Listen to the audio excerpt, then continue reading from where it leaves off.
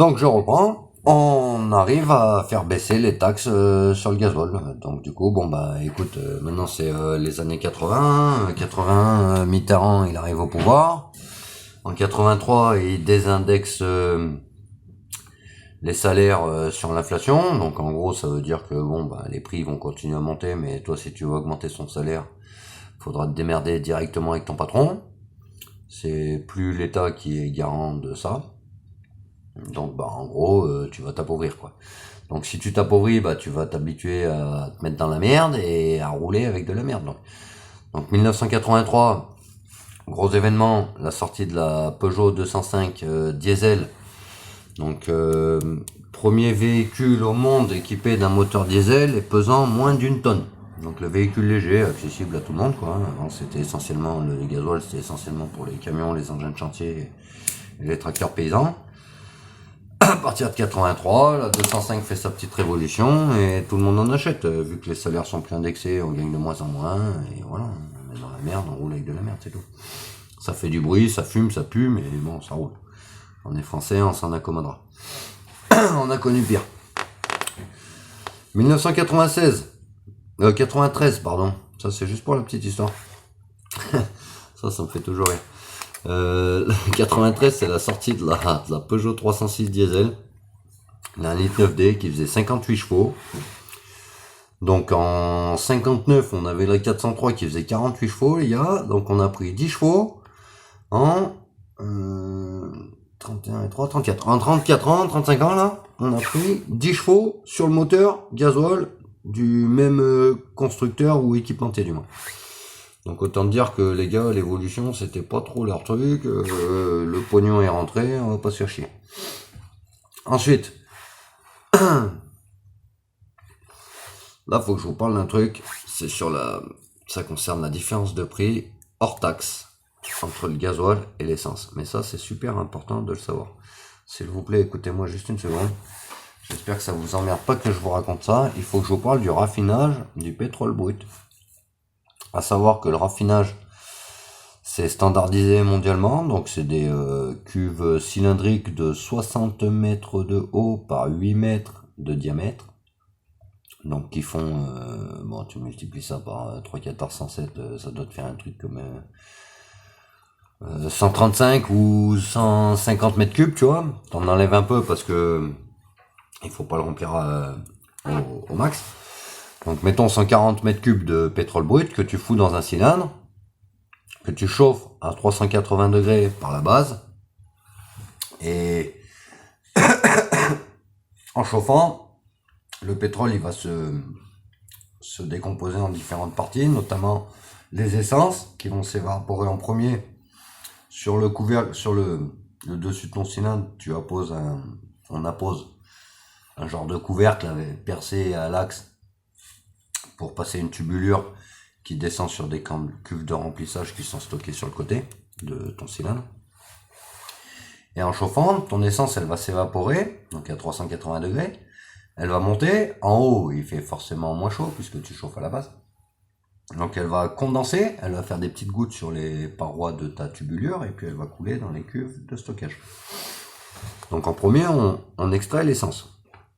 Donc si ça sort en premier, c'est que c'est le moins cher, c'est celui qui a le besoin de moins chauffer pour pouvoir profiter de son extraction. Ensuite, on sort le gasoil. Donc déjà, c'est un peu plus cher puisque tu as chauffé un peu plus longtemps pour le sortir. Ensuite, on sort le kérosène, le carburant des avions. Donc c'est encore un petit peu plus cher, hors taxe, je parle. C'est encore un petit peu plus cher. Et ensuite, tu as toutes les matières qui s'évaporent pas. Bon, je te la fais large, mais qu'on appelle les nafta ou naftas ou je sais plus quoi, mais enfin bon, en gros c'est les plastiques et les goudrons pour faire les routes, tu vois. Ça reste au fond de la cuve, tu le racles et puis tu refais le plein avec du brut et tu repars pour un cycle.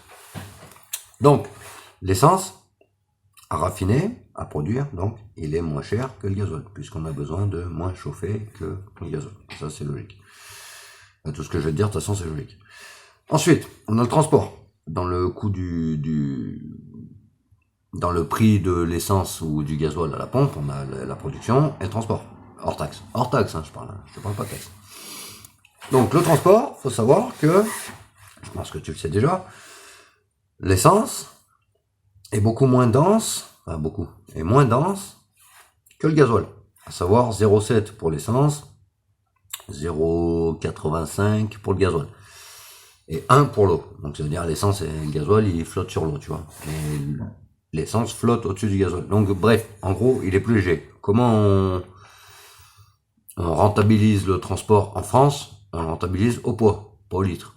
Donc en gros, pour un même volume, pour un même poids, si tu veux, non pas pour un même volume, pardon, pour un même poids, tu auras plus de litres d'essence dans ta citerne que de litres de gasoil. Donc comme c'est vendu au litre et qu'on transporte au poids, à la pompe à essence, au transport, ton gasoil il te coûte plus cher puisque tu as moins de litres pour le même volume. Donc pour le même poids, pardon, excuse-moi. Pour le même poids, t'as pas le même nombre de litres, t'en as un peu moins sur le gasoil. Donc le gasoil, il est plus cher à produire et il est plus cher à transporter. Pourquoi il est plus cher à la pompe? Parce que il a été détaxé. Voilà, pour donner l'avantage à Peugeot sur la concurrence, notamment à l'import, des Coréens et Japonais avec leur moteur essence qui ne fuyait pas et puis qui consommait autant que les autres et qui n'était pas tellement inconfortable. Moi, mon père, il a vendu de la Mazda et de la Honda dans les années 80 en Seine-et-Marne.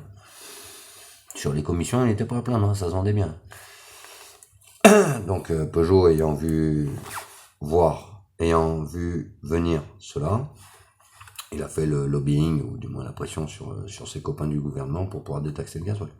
Ils ont réussi, donc les gens ils ont acheté du gasoil, et là on a commencé à se foutre dans la merde, parce que ce qu'il faut savoir c'est que le gasoil, par rapport à l'essence, la grosse différence c'est que le gasoil il émet des particules, l'essence il en émet aussi, mais peut-être 30 fois moins, tu vois.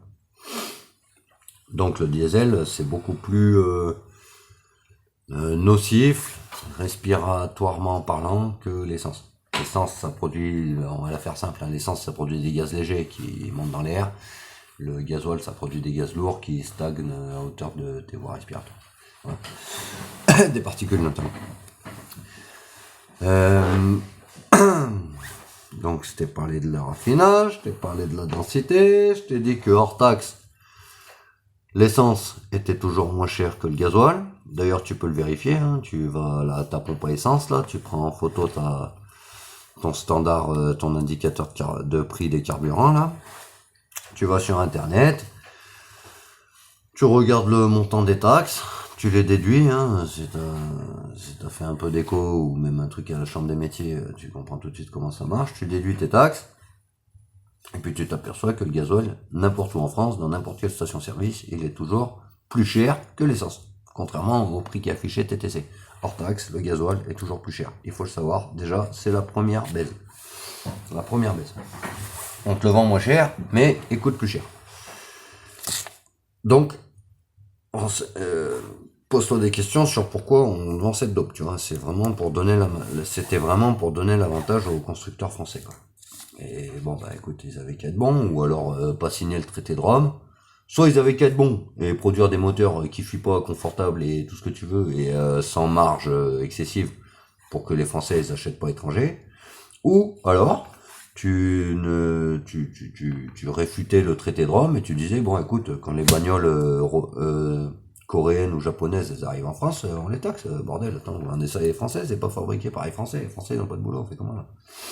Bon, bref, ils ont choisi la solution de détaxer le carburant. Bon, c'était la pire selon moi, mais ils l'ont choisi. Ensuite, 1996, le premier véhicule français équipé de vannes EGR.